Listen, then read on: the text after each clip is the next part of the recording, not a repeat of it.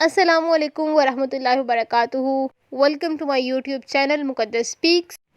دنیا میں موجود باطل نظام جیسا کہ جمہوریت، کمیونزم، سوشلزم اور ایتھیزم وغیرہ کے پیچھے کون سی قوم ہے اور کس مقصد کے لیے دنیا میں یہ نظام رائج کیے گئے، یہ سب کچھ جانیں گے ہم آج کے اس ویڈیو میں۔ مگر اس سے پہلے یہود کی تاریخ کو سمجھنا نہایت ضروری ہے۔ یہودیوں نے حضرت عیسیٰ علیہ السلام اور ان کے حواریوں کے ساتھ جو ظلم و ستم روا رکھا تھا، عیسائیت اور اس کی قائم کردہ بادشاہت نے اس کا گن گن کر حساب لیا۔ یہودیوں کی کئی نسلیں صدیوں سے اپنے آباء و اجداد کے مظالم کا خمیازہ بھگتتی رہیں۔ یورپ کے بادشاہوں نے انہیں کھلونا بنا کر بھی استعمال کیا اور تیر و تلوار اور نیزوں کی انی میں پرو کر ان سے انتقام لیا۔ کبھی ان کی ساری دولت چھین کر انہیں ملک بدر کر دیا اور کبھی عوام کو اکسا کر ان کا قتل عام کیا گیا۔ صلیبی جنگوں کے دور میں جب عیسائی جنگجوؤں کو لڑنے کے لیے مسلمان نہ ملتے تو وہ یہودیوں سے جنگ چھیڑ دیتے۔ ہزاروں یہودی مارے جاتے، ان کی جائیدادیں لوٹ لی جاتی۔ شمالی فرانس، رائن لینڈ، میسنس، لوکون اور متعدد مقامات پر جہاں جہاں دولت مند یہودی اپنی چھاؤنیاں بنائے بیٹھے تھے، سب ہلاک کر دیے گئے۔ اس دور کی وحشت و بربریت سن 70 میں یروشلم کی جلاوطنی کے بعد یہودیوں کے لیے سب سے زیادہ خطرناک ثابت ہوئی۔ سن 1147 میں یہود دوسری مرتبہ اس ظلم و ستم کا شکار ہوئے۔ کلنی کے کلیسا کے سربراہ پطرس نے شہنشاہ فرانس لوئی ہفتم کو اپنے خط میں لکھا، میں نہیں چاہتا کہ آپ ان ذلیل لوگوں کو بالکل ہی ختم کر دیں۔ خدا انہیں ملیامٹ نہیں کرنا چاہتا، لیکن برادر کش قابیل کی طرح انہیں اذیتیں دے دے کر ان کا جینا اور مرنا یکساں کر دیا جائے۔ انہیں مزید ذلیل کرنے کے لیے زندہ رکھنا چاہیے تاکہ ان کی زندگی موت سے بھی بدتر ہو۔ لوئی کے حکم پر ان پر ظالمانہ ٹیکس لگائے گئے۔ جرمنی میں ان کی جائیدادیں چھین لی گئیں۔ جو یہودی بھی عیسائی کے ہتھے چڑھا اسے صلیب دے دی گئی۔ سن 1235 میں باون کے مقام پر یہودیوں کو قتل کیا گیا۔ 1243 میں برلن کے مقام پر یہودیوں کو زندہ جلایا گیا۔ سن 1283 میں میسنس کے مقام پر قتل عام کیا گیا۔ 1285 میں میونخ کے مقام پر 80 یہودیوں کو ایک کنیسہ کے اندر زندہ جلا دیا گیا۔ ایک متعصب جرمن لارڈ نے یہودیوں کو صفاحستی سے نابود کرنے کے لیے فوجی جماعت تشکیل دی جس نے ہزاروں یہودیوں کا قتل عام کیا۔ سن 1286 میں میسنس، ومسپیر اور دیگر جرمن قصبوں کے سینکڑوں یہودیوں نے فلسطین پہنچ کر اسلام کے پرچم تلے پناہ لی۔ سالوں تک ہزاروں یہودی عیسائیت کے ظلم و ستم کا شکار ہوتے رہے۔ ایک موقع پر ایک پادری نے اعلان کیا، یہودیوں سے مذہبی بات کرنا ممنوع اور حرام ہے، اور اگر یہودی عیسائیوں کے خلاف ایک لفظ بھی منہ سے نکالے تو اس سے سننے والے کا مذہبی فریضہ بنتا ہے کہ وہ اپنی تلوار سے اس کے پیٹ میں وہاں تک گھونپتے جہاں تک وہ پہنچ سکتی ہو۔ 1321 میں اسپین کے ایک شہر میں جذام کے ایک مریض کو ایک خفیہ بنڈل دریابرد کرتے ہوئے پکڑ لیا گیا۔ کھول کر دیکھا گیا تو اس میں عبرانی زبان میں لکھا ہوا ایک خط ملا۔ اسے پڑھوانے کے لیے 2 ایسے افراد کو طلب کیا گیا جو یہودیت سے تائب ہو چکے تھے۔ اس خط میں ایک سازش درج تھی جس میں یہودیوں کو ایک ہدایت کی گئی تھی کہ وہ عیسائی دنیا کی تمام کنوؤں میں زہر ملا دیں اور یہ کام لا علاج مریضوں اور بالخصوص جذامیوں کے ذریعے مکمل کرایا جائے، کیونکہ لا علاج مریض ہر قسم کا خطرہ مول لینے کے لیے بالکل تیار ہوتے ہیں۔ یہ خبر جنگل میں آگ کی طرح پھیل گئی۔ یہ خبر سن کر لاکھوں یہودیوں کا قتل عام کیا گیا۔ یورپ بھر میں یہودی زندہ جلا دیے گئے۔ اسی طرح کی دوسری مصیبت 1348 میں اس وقت آ پڑی جب سارے یورپ میں طاعون کی وبا پھیل گئی۔ لوگ دھڑا دھڑ مرنے لگے، یہاں تک کہ 1/4 آبادی چند دن میں ختم ہو گئی۔ اس کی ذمہ داری بھی یہود کے خاتے میں پڑ گئی، کیونکہ وہ عام عیسائیوں کی نسبت صاف ستھرے رہتے تھے، اس لیے شرح اموات ان میں کم تھی۔ اس سے عوام میں یہ خیال بھی پیدا ہوا کہ یہ پراسرار بیماری اس لیے آئی ہے کہ یہودیوں نے کنوؤں میں زہر ملا دیا ہے۔ چنانچہ جو یہودی طاعون سے بچ نکلے تھے وہ اس عوامی انتقام کا نشان بن گئے۔ پورے یورپ میں لاکھوں یہودی زندہ جلا دیے گئے۔ اس کے علاوہ تاتاریوں اور عثمانیوں نے جب یورپ پر حملے شروع کیے تو اس کے لیے بھی یہودی ذمہ دار قرار پائے گئے، کیونکہ عیسائی عوام کا خیال تھا کہ ان حملوں کی دعوت یہودیوں نے دی ہے۔ پورے جرمنی میں یہودیوں کو کہیں بھی کام کرنے کی اجازت نہ تھی، وہ صرف سود پر قرضے دے سکتے تھے۔ سودی کاروبار اور ماضی میں مسیح علیہ السلام اور عیسائیت پر ظلم و ستم کی بنا پر عیسائی یہودیوں سے بے پناہ نفرت کرتے تھے، مگر اس کے باوجود شہر کا تقریباً ہر طبقہ ان سے قرضے حاصل کرتا، اور جو عیسائی قرضے واپس کرنے میں ناکام ہو جاتا تو وہ ان کی بستیوں پر حلہ بول دیتا اور بعض اوقات یہودی ہلاک بھی کر دیے جاتے۔ یہود کے لیے 13ویں صدی کے یورپ میں محفوظ اور باعزت زندگی کی صرف ایک ہی صورت دکھائی دیتی تھی کہ اس پوپ کے نظام کی اصلاح کی جائے اور کلیسا کو بے جا نفرتیں پیدا کرنے اور انہیں ہوا دینے سے روکا جائے۔ مارٹن لوتھر نے پروٹسٹنٹ تحریک شروع کی جس میں پادریوں کی بے اعتدالیوں کو لگام دینے اور کلیسا کے اصلاح کے لیے بے شمار مواد سامنے لایا گیا۔ کیلوین اور نوکس کی تحریروں نے بھی عام عیسائیوں کو جھنجھوڑا کہ وہ پوپ کے خلاف اٹھ کھڑے ہوں۔ صدیوں سے تنگ آئے ہوئے عوام نے اس تحریک کا بھرپور ساتھ دیا۔ یہود کا خیال تھا کہ ہمارے خلاف نفرت کے جذبات کا اصل منبع چونکہ کلیسا ہے، اس کا زور ٹوٹنے سے شاید ہمارے لیے بھی امن کا کوئی گوشہ پیدا ہو جائے، مگر ان کا خیال خواب ہی رہا۔ وقتی طور پر یہودیوں نے پروٹسٹوں کو خفیہ طور پر بھاری چندے دیے،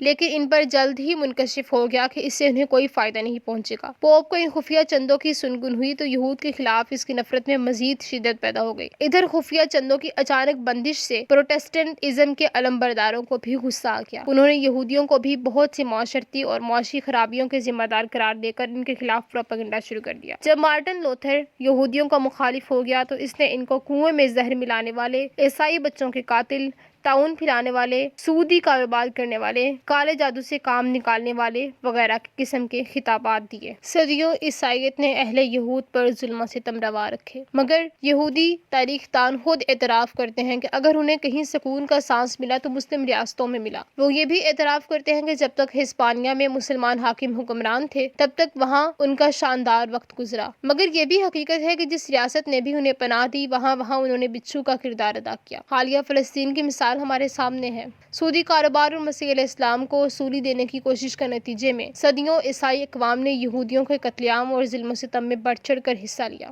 کلیسا اور بادشاہت نے ایک دوسرے کی پشت پناہی اور ہم نوائی بھی کی اور ایک دوسرے کے خلاف مزاحمت اور تصادم کی راہ بھی اپنائی۔ ہر دو صورتوں میں انہوں نے یہود کے لیے مشکلات اور مصائب پیدا کیے، لہٰذا ان دونوں نظاموں یا اداروں سے مخاصمت اور دشمنی یہودیوں کا اولین اور حتمی ہدف ہے۔ یہ دو نظام کلیسا یعنی مذہب، بادشاہت یعنی کہ نظام حکومت۔ اگر ہم یہود کی تاریخ کو بغور پڑھیں تو ہمیں یہ علم ہوتا ہے کہ نظام جمہوریت یہود کی ہی پیداوار ہے، ایک عالمی حکومت قائم کرنے، اور ہم دیکھتے ہیں کہ وہ اس میں کامیاب بھی ہیں۔ ہم معاشی، معاشرتی، سیاسی، مذہبی جس طرف بھی نگاہ دوڑائیں ہر جگہ ان کی فکر کاذب ہے۔ یہود نے اپنی بقا اور آئندہ آنے والی نسل کے تحفظ کے لیے جمہوریت کو ہی اپنی جائے پناہ سمجھا، یعنی کہ انہوں نے سوچا کہ بادشاہت کی طاقت اگر ایک فرد کی بجائے لاکھ، 2 لاکھ، 10 لاکھ یا 1 کروڑ یا 2 کروڑ انسانوں میں بڑھ جائے تو یہود سے باز پرس کرنے والا پھر کون ہوگا؟ کیوں نہ ہم تجارت، علم اور دولت کے حربوں سے معاشروں، ذہنوں اور مزاجوں کو بدل دیں؟ انسانوں کی ٹھوس مجموعی قوت کو ووٹ کی کاغذ کی پرچی میں کیوں نہ منتقل کر دیا جائے؟ کرپشن کے گوناگوں حربوں کو استعمال کر کے جمہور کی قوت کو اپنی تابع فرمان لونڈی بنا لیا جائے؟ ان سوالوں کے مثبت جواب نے جمہوریت کا سنگ بنیاد رکھ دیا۔ وہ کام جو ایتھنز، روم، کرناتا، بغداد اور فلورنس میں ممکن نہ ہوا تھا، لندن اور پیرس سے نیو یارک ہوتا ہوا آدھی دنیا کا مطالبہ بن گیا، اور باقی آدھی دنیا کو ایک یہودی کارل مارکس نے کمیونزم کی قربان گاہ پر لا کھڑا کیا۔ جمہوری نظام کے تحت عوام کو عوامی طاقت کی میٹھی گولیاں دی گئیں۔ مغربی جمہوریت کے اندر ویسے تو کئی نقصانات ہیں، جن میں سے ایک یہ ہے کہ منتخب شدہ نمائندہ اکثریت کا نمائندہ نہیں ہوتا بلکہ در حقیقت وہ اقلیت کا نمائندہ ہوتا ہے۔ مثال کے طور پر ایک حلقہ انتخاب اگر 1 لاکھ ووٹرز پر مشتمل ہے اور اس کے 10 امیدوار ہیں، 9 امیدوار اگر برابر ووٹ لیتے ہیں تو کامیاب قرار پانے والا امیدوار وہی ہوگا جس کے صرف چند ووٹ دیگر امیدواروں سے زیادہ ہوں گے۔ اس طرح وہ ان تمام ووٹرز کا نمائندہ تو نہیں ہوگا جنہوں نے دوسرے امیدواروں کے حق میں ووٹ ڈال دیے، یعنی کہ کامیاب ہونے والا امیدوار 10 میں سے صرف 1 حصے کے ووٹرز کی رائے سے کامیاب ہوتا ہے اور 9 حصے کے جو ووٹرز ہیں ان کی رائے کو کوئی اہمیت نہیں دی جاتی۔ اس کا مطلب کہ کامیاب ہونے والا امیدوار صرف ایک چھوٹے سے حصے کی رائے یا اس کی حمایت پر ہی کامیاب ہوتا ہے اور ایک عوام کے ایک بڑے حصے کی حمایت کو کسی قسم کی اہمیت نہیں دی جاتی۔ اس طرح وہ ایک حقیر اقلیت کا نمائندہ ہونے کے باوجود اکثریت سے کامیاب شدہ قرار پائے گا۔ ووٹروں کی رائے کو متاثر کرنے میں سرمایہ دار بھی ایک غالب کردار ادا کرتا ہے، اور اس کے علاوہ انتخابات میں نادیدہ قوتیں بہت کچھ کر جاتی ہیں اور ہم ووٹروں کو اس کا احساس تک نہیں ہوتا۔ سرمایہ دارانہ جمہوریت میں دوسرا ایک ناقابل علاج نقص اہل علم اور علم سے کورے افراد کو یکساں عقلمند اور اصحاب دانش قرار دیا جاتا ہے، یعنی کہ جاہل اور عالم کا ووٹ برابر ہوتا ہے۔ جیسا کہ علامہ اقبال فرماتے ہیں کہ جمہوریت ایک طرز حکومت ہے کہ جس میں بندوں کو گنا کرتے ہیں، تولا نہیں کرتے۔ ایک جرمن فلاسفر کی عظیم تصنیف یوں کہا زرتشت نے کہ چھٹے ایڈیشن میں اس نے یہود کی جمہوریت کا پول یوں کھولا ہے: غریب اور امیر برابر ہوں، کمزور اور طاقتور برابر ہوں، جاہل اور عالم ایک دوسرے کے مساوی ہوں، نہیں بلکہ جہلاء امیروں، علماء اور طاقتوروں پر بھی سبقت لے جائیں۔ یہود نے عیسائیت کا لبادہ اوڑھ کر جمہوریت کا علم اٹھایا اور اپنے اخلاق سے دنیا کو مسخ کیا۔ سیاہ تہ خانوں میں چھپ کر اس نے بڑی صفائی سے عظیم رومن امپائر کو پامال کیا۔ یہ تھے یہود جنہوں نے پوری دنیا کو سیکولر ڈیموکریسی کے آگے جھکایا اور خود اپنے دین کے علم بردار بن کر یورپ کو ہر قدر، ہر عقیدے اور ہر مذہب سے بیگانہ کر کے اسے گمراہی اور جہالت کی پٹی پڑھائی اور ماڈرنزم اور ترقی پسندی کے خالی خولی نعروں پر رضامند کر دیا۔ یاد رکھیں کہ یہودی از سر تا پا مذہبی ہوتا ہے، لیکن اسے دوسروں کا مذہبی ہونا اس لیے گوارا نہیں کیونکہ اس کی ان کی اپنی کھال بچھی رہتی ہے، جیسا کہ ہم تاریخ میں عیسائیت کا ان کے ساتھ سلوک دیکھ چکے ہیں۔ ماضی میں یورپ پر پوپ کی حکمرانی تھی۔ پوپ کے اختیار کو بادشاہت سے علیحدہ کرنے کے لیے سوشلزم کا نظریہ متعارف کروایا گیا کہ مذہب ہر کسی کا ذاتی معاملہ ہے، اس کا سیاست یا حکومت سے کوئی لینا دینا نہیں۔ لوگوں کے دلوں سے یہودیوں کی نفرت ختم کرنے کے لیے انہیں مذہب اور خدا سے متنفر کرنا ضروری تھا۔ اس لیے لبرلزم اور الحاد جیسے خدا کے انکار جیسے نظریات کا پرچار نہایت ضروری تھا۔ معاشی نظام پر قابض ہونے کے لیے سودی نظام اور بینکنگ نظام ہر جگہ اپنے پنجے گاڑے ہوئے ہیں۔ مجھے یوں لگتا ہے کہ سود ختم تو یہودیوں کی طاقت ختم۔ اور آخر میں بس اتنا ہے کہ واقعی مومنانہ بصیرت ہی چاہیے حالات کو سمجھنے کو، جیسا کہ رسول اللہ صلی اللہ علیہ وسلم نے کہا تھا کہ ہر مومن دجال کے ماتھے پہ کاف فا را لکھا ہوا پہچان لے گا، مگر اگر واقعی کوئی مومن ہو تو۔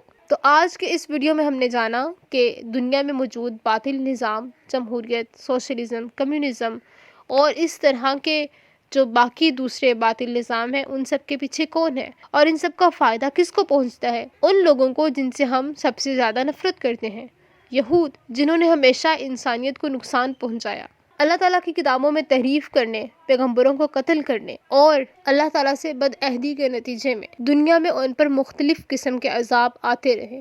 اللہ تعالیٰ نے دوسری قوموں کو ان کے اوپر مسلط کر دیا، مگر یہ ہم پر فرض بنتا ہے کہ ہم ان سے سبق حاصل کریں، عبرت حاصل کریں، ان کے قائم کردہ نظام جمہوریت کو باطل قرار دیں، ان کے نظاموں کا رد کریں اور اسلامی نظام کے قیام کے لیے کوششیں کریں۔ اللہ تعالیٰ ہمیں سمجھنے کی اور نیک عمل کرنے کی توفیق عطا فرمائے اور اسلامی نظام کے قیام کے لیے ہر ممکن کوشش کرنے کی توفیق عطا فرمائے۔ آمین ثم آمین۔ کومنٹ سیکشن میں اپنی رائے کا اظہار ضرور کیجیے گا۔ میں ملوں گی آپ سے ایک نئی انٹرسٹنگ ویڈیو میں، تب تک کے لیے اپنا بہت سارا خیال رکھیں۔ اللہ حافظ۔